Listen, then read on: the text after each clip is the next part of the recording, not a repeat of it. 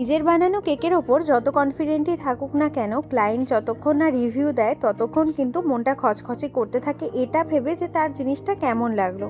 এই কেকটার অর্ডার ছিল গতকাল, আর গতকাল যখন কেকটা বানিয়ে ক্লায়েন্টকে ফটো পাঠাই, ক্লায়েন্ট তো কেকটা দেখেই প্রথমে খুশি হয়ে যায়।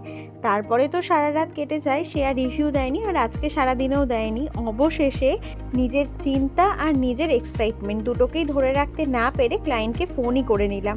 তারপর যখন জানতে পারলাম যে না, তাদের কেকটা সত্যিই ভালো লেগেছে, কোনো প্রবলেম মনে হয়নি, তখন মনটা একটু শান্তি পেল।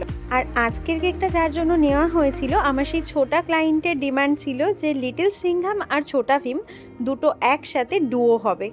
এমনিতে আমি কার্টুনের সাথে অতটা পরিচিত নই, তবে এখন এই বাচ্চাদের কেক বানানোর জন্য যতটুকু আর কি পরিচিত হয়েছি।